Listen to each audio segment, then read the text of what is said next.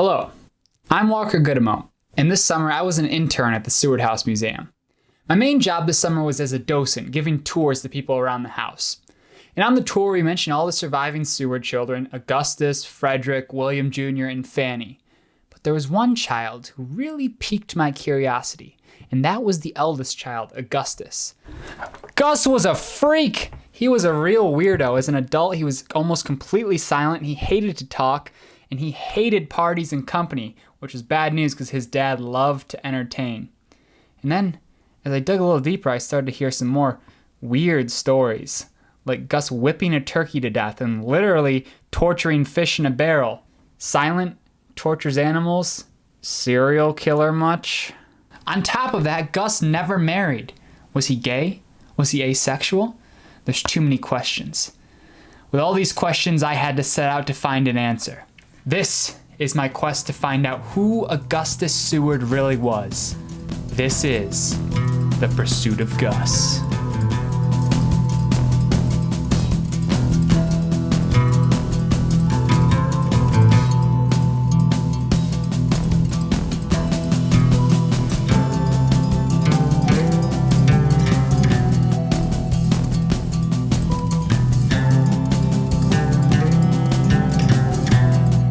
I decided to start my quest by sitting down with the world's leading Augustus Seward expert.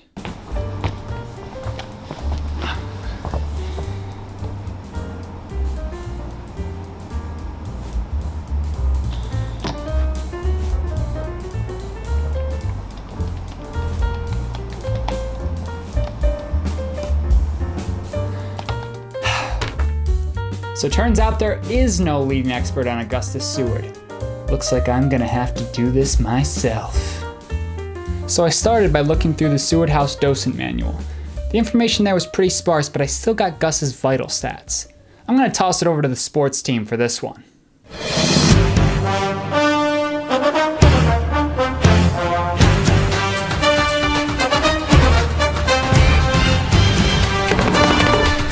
Hello and welcome to the sports table. I'm Tom. And I'm Tim. That's right, and today we're going to be bringing you Augustus Henry Seward's vital stats. Augustus Seward, Gus to his friends, was born October 1st, 1826 to parents William Henry Seward and Frances Miller Seward. Gus would have grown up in Auburn, New York, mostly with his brother Fred. When he was old enough, he went to West Point Military Academy, graduating 34th out of 38th in his class. He was not a good student. His mother Frances, a natural pacifist, hated him being at West Point. Well, that's right, Tom. After graduating, Gus saw action in the Mexican-American War. His mother Frances despised this war. That's right, Tom. After the war, Gus was eventually elevated to a paymaster in the Union Army. He served in this capacity during the Civil War. He never saw action during the Civil War, but he did save his father's life, pulling would-be assassin Lewis Powell off of Secretary Seward. Now that's a killer story, Tom. Too soon, Tim. After the war, Gus continued serving as paymaster. He served in this role until his death on September 11, 1876. He died a bachelor and he was only 49. That's all from us. We're gonna kick it back to Walker. Thank you for watching the sports team. Wow, our sports team really is great, isn't it? Well, that was a pretty good Wikipedia article about Gus, but I want more. I really want to find out who he is, not just the surface level details. To do that, I was going to have to dig deeper, and I knew exactly where to start. So I checked out all the books about Seward from the Lemoyne Library. All 3 of them. And then I scoured the books for any reference to Gus, however small or big. Things were starting to get good now, but I still wanted more. To find the really good stuff, I knew where I was going to have to go. The University of Rochester. Here at University of Rochester, they have a collection of the Seward papers. All of the Seward family's personal documents, letters and accounts, stuff like that. If I was going to find the juicy details about Gus, I knew I would find it here.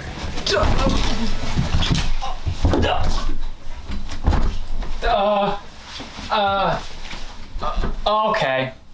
So I didn't actually go to University of Rochester. Sewardproject.org. digitized a lot of the letters, so I went online to, again, sewardproject.org to look over the letters. And I spent countless hours poring over letters on there. Here, look.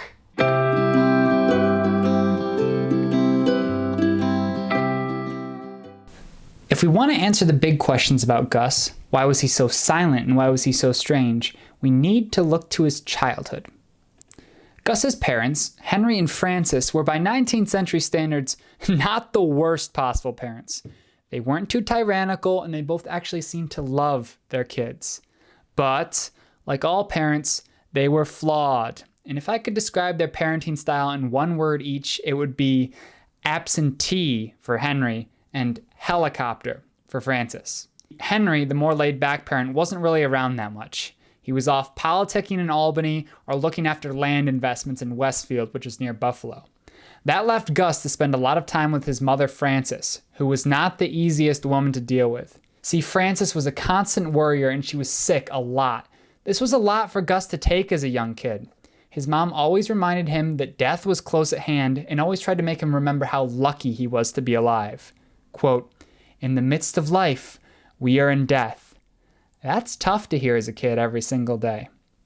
Besides always reminding her son how close death was, Frances kind of seemed to be baffled by Gus, who didn't look anything like her. Come to think of it, Gus didn't look much like his dad either, outside of his red hair and blue eyes.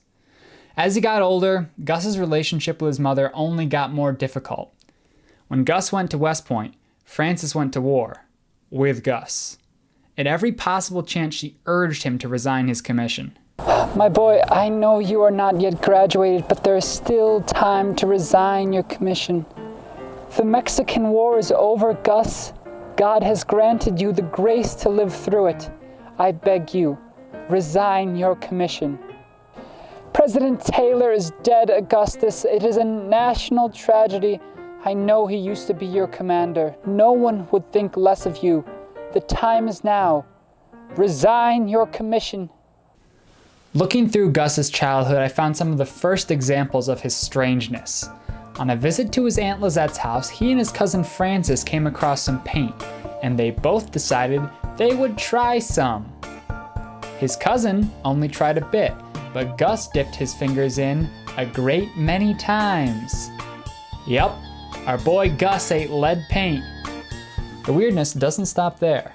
On a visit to his grandma and grandpa Seward's, Gus whipped a turkey to death. Yes, he whipped a turkey until it was no longer alive. Because of this, Frances shut him up in his room against Grandma Seward's wishes.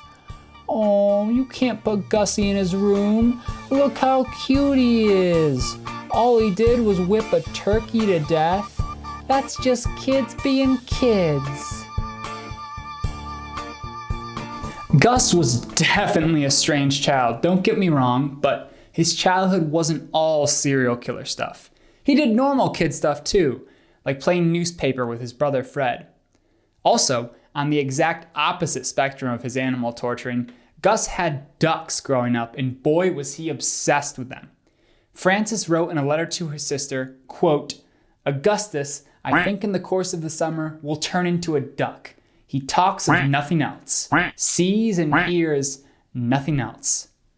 Gus sure did love his ducks.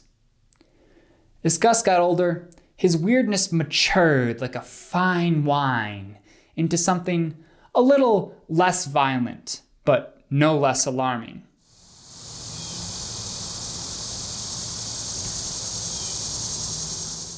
As an adult, Gus was extremely silent and extremely withdrawn. He didn't like to talk to anyone, but especially didn't like to talk to strangers. He wrote very few letters home and had no close friends that we know of. During the Civil War, he lived with his father and brother in Seward's D.C. home.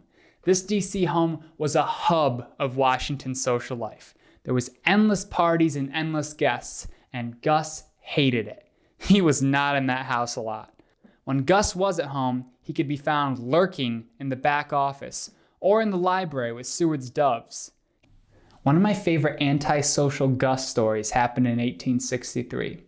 Gus's little sister Fanny got invited to a party, and as was the custom of the time, she would need an escort. She asked her older brother Gus to escort her, and Gus told her this. I've considered the matter. I will accompany you to the party. I will accompany you to the door, and then I shall return after the evening is done to collect you at that door. I will not be accompanying you inside. No amount of persuasion will change my mind on this. I hope you understand. Fanny ended up going with her dad and not with Gus. Gus's silences weren't some sort of well-kept secret. Visitors to the house often noticed and were curious about it. Reverend Henry Bellows called Gus a, quote, quiet, country-looking fellow who did not open his mouth. Not only is Bellows sneakily calling Gus ugly here, but he's also really drawing attention to Gus's silences. Another friend of the family, Charlotte Cushman, the actor and all-around badass, also was curious about Gus's silences. She asked Seward about it over dinner one night. Seward responded saying, "An interesting question, Miss Cushman, and one I have given considerable amount of thought to myself. You see, I am rather inclined to think Augustus takes after his grandfather, Judge Elijah Miller. Mr. Miller was never one to make speeches, and much like Augustus, he chose his words very carefully and had very good sense. Not to mention, they're both rather stocky." Isn't that right, Augustus? Yes. This explanation makes a whole lot of sense to me. Gus would have spent quite a bit of time with his grandpa Miller growing up. Miller lived with them at their 33 South Street home in Auburn, and with Henry off politicking all the time, it stands to reason that Gus would have taken after the other male role model in his life, his grandpa, Judge Miller. Much like the judge, Gus was always praised for being dependable and for having good sense. And that brings us to the next layer of Gus. Even though he had no friends and was silent, his family really seemed to respect him and rely on him, and even, dare I say, enjoyed being around him. His brother, Will Jr., always signed his telegrams to Gus as your Af bro. Bro! They called each other bro, isn't that so cute? Look, I know it was just bro because it was a telegram and they were saving money on letters, but it's so cute. Let me have this. Don't take this away from me. Gus's sister-in-laws also seemed to be very fond of him. Janet, Will Jr.'s wife, seemed to be close to Gus, or as close as anyone could be to Gus. She wrote him very kind letters telling him how much she and her children missed Gus. For his part, Gus would send her photos from his travels with the army. Janet treasured these photos. Quote, "I wish again to express my thanks for all of the beautiful photographs you give me. They are a source of constant enjoyment." Janet really seemed to play off Gus's reservedness. When Will and Janet were visiting the family, Will told his mother that Janet was going to, quote, "try and amuse Gus," unquote. I love how this sounds like a game. Step right up, try and amuse Gus. First one to amuse Gus gets a prize. More likely this was just really a turn of phrase, but either way it showed that Janet was going to spend time with Gus and that she enjoyed spending time with Gus. Gus was also very fond of Janet's children, Nellie and Willie, his niece and nephew. Strangely, this silent and reclusive man was very good with Janet's kids. When Nellie was 4, she wrote an adorable letter to her Uncle Gus saying, quote, "I wish to see Uncle Gus very much because I am very lonely not to see you." It was just after I found these adorable letters that I made an incredible discovery. So, I'm looking at this photo of William Seward in his garden, but who's that? In the bushes behind him, barely visible. It's Gus! And, oh my God, he's got Nellie and Willie with him. Look at that! Nellie and Willie in the bushes with Gus. What a good uncle. He's teaching him to be a freak just like him. Whatever made Gus so silent and reclusive around adults, he seemed to lose around kids. He doted on his niece and nephew. He always sent them the best Christmas presents, and he was definitely their favorite uncle. And on the subject of affection, whatever issues Gus had with his mom and dad, he was a very dutiful son. Whenever his mom would visit them in Washington, he would sit with her in the library, usually when company was over, because they both hated company. When Seward had his carriage accident and the assassination attempt, Gus was one of his father's primary caretakers. He would stay up with him during the night to make sure he was okay. He would read to his father, and later he would go on carriage rides with his father as his dad recovered. And as his mother Frances entered her final illness, Gus would stay up all night fanning her to make sure she was comfortable. All right, I think I've finally gathered enough evidence to really answer the question, who was Augustus Seward? My time at the Seward house is coming to an end, and so is my search for Gus. A few months ago, I set out to find the real Augustus Henry Seward. Was I successful? Kind of. I now see Gus as more than just a silent weirdo. He was a down-to-earth and dependable man with a very small circle, who also happened to be a silent weirdo. I really hoped I would find more concrete answers about Gus's silence and his lifelong bachelorship. Alas, I didn't. And until some perfect letter shows up in the Seward papers, some things may never be answered. I'm not disappointed though. I found some great Gussie stories, like him refusing to take Fanny any further than the door, and his childhood obsession with ducks. Plus, I discovered the adorable relationship between Nellie and her Uncle Gus. I love the mental image of this silent, hulking figure putting Nellie on his knee and playing with her. Gus was a silent weirdo, but for the most part, his family accepted him. And maybe that's the lesson here. Accept and protect all the weirdos out there. Because who knows, one day, they may just save you from a knife-wielding assassin. Thanks, Gus.